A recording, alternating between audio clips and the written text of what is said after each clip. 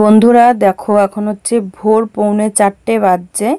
তো এখন আমি উঠেছি ঘুম থেকে, যেহেতু ধান সিদ্ধ করব। চারিদিকটা কতটা অন্ধকার দেখো। আর তোমাদের দাদাকে ডাকলাম, উঠালাম, তো এখনও ওঠেনি।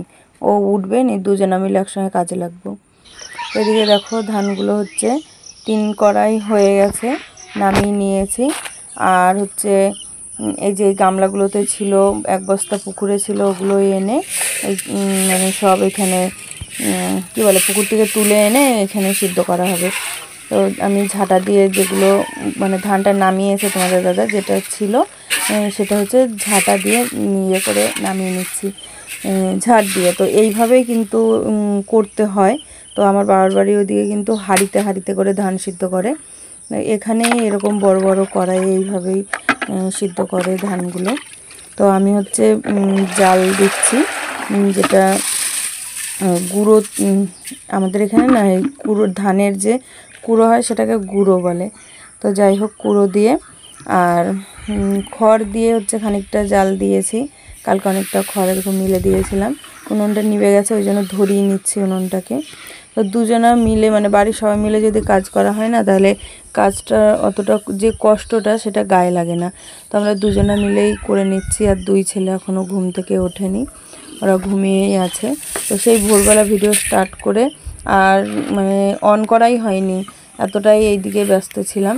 তো এতক্ষণে উঠলাম, একটু উঠে ওই জন্য ফোনটা নিয়ে এলাম, তাই তোমাদের সঙ্গে একটুখানি শেয়ার করে নিচ্ছি।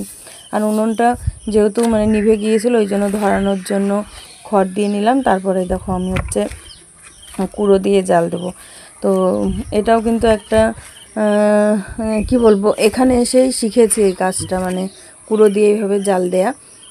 আমার বাবার বাড়ি ওখানে সেই আমরা কি করতাম, পাতা কুড়িয়ে বাগানের সেই ধান সিদ্ধ করতাম, কিন্তু এখানে আবার অন্য রকম। তো এর আগে যে আমার ব্লগ ভিডিওগুলো আছে 2-3 বছর আগেকার, সেগুলোতে কিন্তু ধান সিদ্ধ করার এইভাবে জাল দেওয়ার আমার একটা ভিডিও, একটা কেন 2-3টেই আছে, কারণ তখন আমি ডেলি ব্লগ করতাম। তখনকার মানে ভিডিওগুলোতে আমি যে তখন যে চাল করেছিলাম সেটা আছে, আমার ভালো মনে পড়ছে। তো সেটা হচ্ছে অন্যের বাড়িতে, আর এটা হচ্ছে আমাদের নিজেদের বাড়িতে। তো এটা তো বলেছি যে আমাদের কীর্তনের সময় উনুনটা। এখন হচ্ছে এই যে আমি কুড়োতে দেখো কীভাবে জাল দিচ্ছি। তো একবার আমার মা আমাদের বাড়িতে বেড়াতে এসেছিলো, তখন মাও দেখেছিল এইভাবে জাল দেওয়া। তো মা ওখানে গিয়ে সবাইকে বলেছে যে কুড়ো দিয়ে কিভাবে জাল দিচ্ছে। তো আমাদের ওখানে এইভাবে জাল দেওয়াটা নেই। তো তো অনেকেই মানে শুনে অবাক হয়েছিল যে কিভাবে সেটা হয়। যে মা আবার আমি যেভাবে এই যে হাতে করে কাঠিতে করে ইয়ে করছি, এটা আবার সবাইকে ওইভাবে দেখিয়ে দেখিয়ে দিচ্ছিল।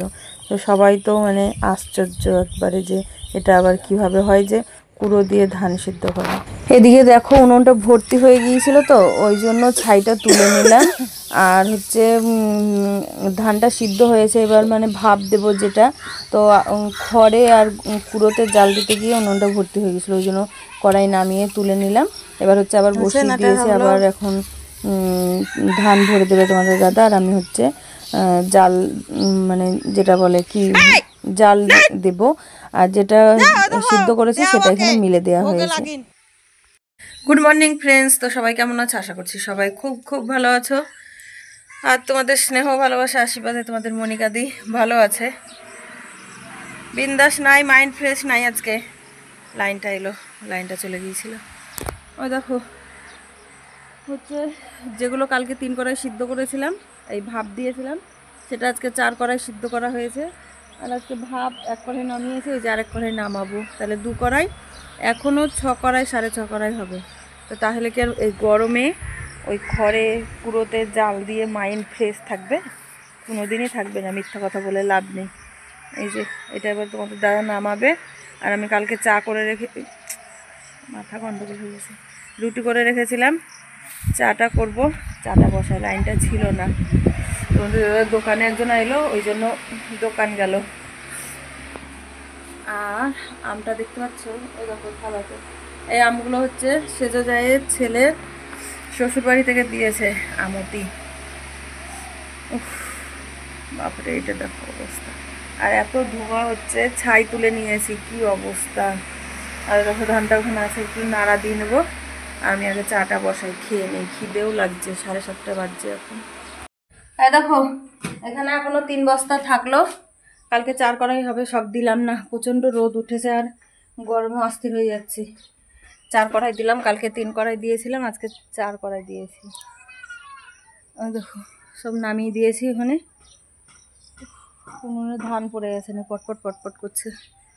একজন এসেছিল কুমড়ো শাক নিতে, শুশুনি শাক তুলেছে, তাই বাপরে আমার অবস্থা শোচনীয় গো, চান করে আসবো, না হলে আরও খারাপ লাগবে। আবার আজকে একটু হসপিটাল যাব, চান করে এসে তারপর মানে ধান রোদে, মানে ধানটা রোদে দেওয়া আছে, কথা কি বলবো এলোমেলো হয়ে যাচ্ছে, রোদে দেওয়া আছে, নাড়াচাড়া করলেও কষ্ট হবে না। চা খেয়ে নিয়েছি রুটি দিয়ে, এই যে শুশুনি শাকটা দিয়ে গেছে, এর সঙ্গে হচ্ছে কয়টা কুমড়ো শাক মিশাবো। এক্ষুনি চান করতে যাবো না, একটুখানি এগুলো বাছি, আমিও ঠান্ডা হই, তারপর হচ্ছে চান করতে যাবো। অনেকটাই দিয়েছি, 4-5টা কুমড়ো পাতা দিলেই হবে।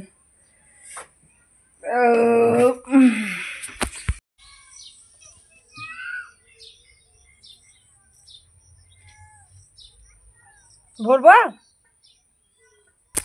এদিকে দেখো আমরা দুজনা মিলে এই যে ধান যেগুলো ভাপানো হয়েছে সেগুলো ভিজানোর তোড়জোড় করছি, একদিন ধরে ভিজিয়ে রাখতে হয় ওই জন্য। আর এখান থেকে দেখো আমাদের পুরনো বাড়িটা কি সুন্দর দেখা যাচ্ছে বলো, মাটির বাড়ি তো প্রায় বিলুপ্ত হতে চলেছে, আর খড়ের চালের ঘর তো নেই বললেই চলে, একদম বিলুপ্ত। আর এই মাটির বাড়িও বিলুপ্ত হতে চলেছে। আমাদের পাড়াতে তো শুধু 2টো আছে, আমাদের একটা আর একটা বাড়ি আমাদের পাশেই, নাহলে পুরোটাই সবারই মাটির বাড়ি ছিল, কিন্তু এখন কারোরই নেই, সবারই ভেঙে পাকা বাড়ি হয়ে গেছে, শুধু 2টো বাড়ি বাকি আছে, আমাদের বাড়িটা দাঁড়িয়ে আছে আর একটা বাড়ি। তো মাটির বাড়িতে যে একটা শান্তি, খড়ের চালে যে একটা শান্তি, এই যে এত গরম গরম, তো এই যত পাকা বাড়ি ছাদের বাড়িগুলোর জন্যই যত গরম, কিন্তু আমাদের এই মাটির বাড়ির নিচে যে 2টো ঘর আছে না, প্রচুর ঠান্ডা, মানে খুবই ঠান্ডা একদম, মানে কি বলবো, বাইরে যে তাপটা থাকে না, সেই তাপটা ভিতরে যেতে পারে না, ওই জন্য ঘরের ভিতরগুলো খুব শীতল অবস্থায় থাকে। তো এদিকে হচ্ছে আমরা দেখো যে গামলা কড়াই আছে তাতে আমি ভরে নিচ্ছি, আর এই যে তোমাদের দাদা হচ্ছে মাথায় করে পুকুরে ফেলতে যাচ্ছে, মানে পুকুরের জলে ডুবানো থাকবে, তাইলে আর ইয়ে করতে হবে না। সে আমাদের না বড় বড় কি বলে ওইগুলোকে, সিমেন্টের, অনেকে ন্যাদ বলে, অনেকে চার বলে, অনেকে চারি বলে, আসলে কি বলে আমি বুঝতেই পারছি না।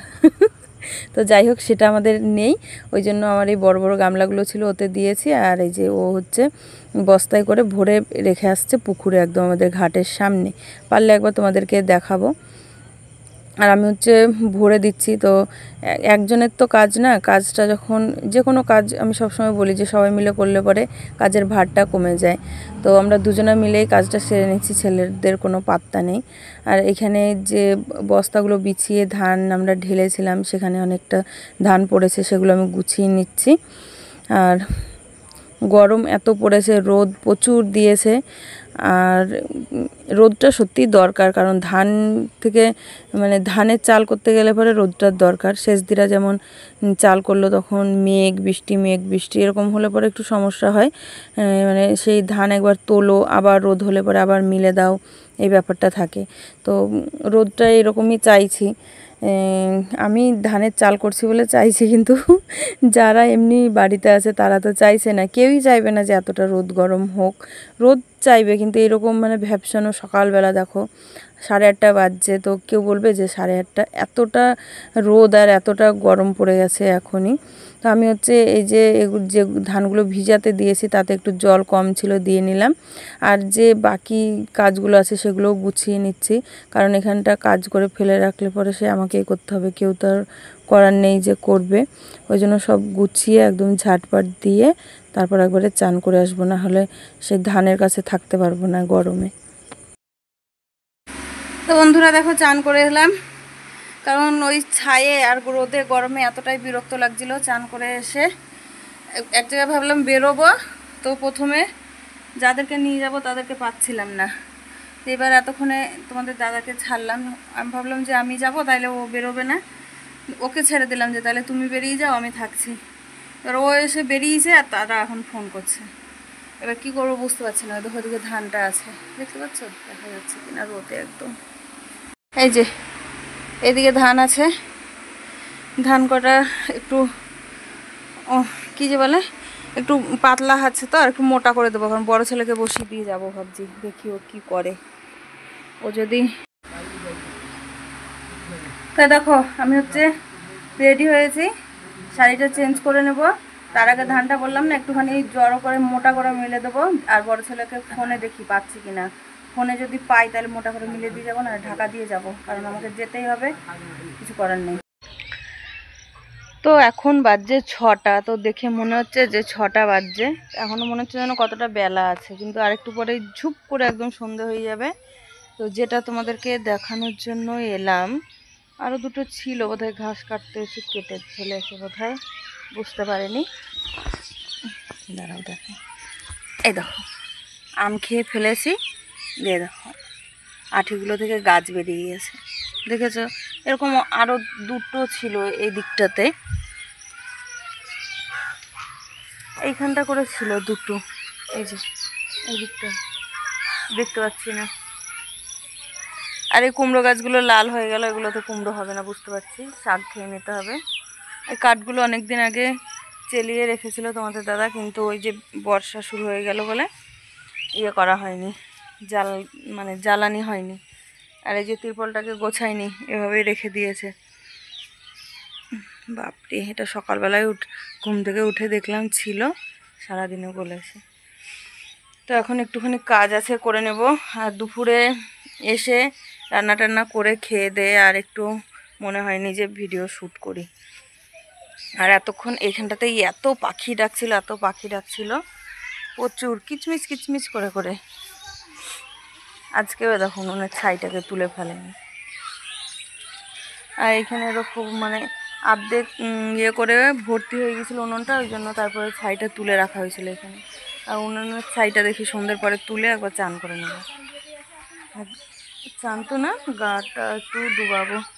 এই যে জল লাগবে, দেখতে পাচ্ছ ধানটাতে জল লাগবে। আর ভেবেছিলাম যে আজকেই সেরে ফেলবো দুদিনে, কিন্তু দুদিনে হলো না, অনেকটা বেলা উঠে গিয়েছিলো তো, ছোট কড়াই ছোট উনুন, ওই জন্য কাল আবার সিদ্ধ করতে হবে, ভাপাতে হবে, দুটোই করতে হবে, মানে 3 দিন লেগে যাবে।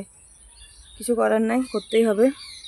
আর চারিদিকটা এত সবুজ হয়ে আছে না, শুধু ঘাসে, দেখো দিগন্ত জুড়ে খালি সবুজ আর সবুজ, দারুণ লাগছে। আর হাওয়াটাও করে খুব মিষ্টি মিষ্টি দেয়, এরপরে শুরু হবে হাওয়াটা, খুব সুন্দর। হাজির হয়ে গেছি এই যে আমার স্টুডিওতে। তো এটা হচ্ছে আমার স্টুডিও, ভাই বলতো, মানে যখন আমি রেগুলার ভিডিও করতাম, তো যারা দেখছো একদম আমার প্রথম থেকে যারা বন্ধুরা আছো, তো তারা জানো যে যত আমি কি বলে রিলস, তারপর ভয়েস ওভার দেয়া বা যে কোনো কিছু কিন্তু এই দোকান থেকেই আমি করে থাকি। আর এই যে আমার সোশ্যাল মিডিয়ায় আসাটাও কিন্তু প্রথম এই দোকানের ভিডিও থেকেই, মানে দোকান দিয়েই শুরু করেছিলাম। তো এখানেই এসেছি তোমাদের জন্য ভিডিওটা রেডি করার জন্যে। আর আজকে প্রচণ্ড প্রচণ্ড গরম, সন্ধ্যা থেকে খানিকটা লাইন ছিল না, দিয়ে আরও মনে হচ্ছে যেন কি গরমে পচে গেলাম, এরকম অবস্থা।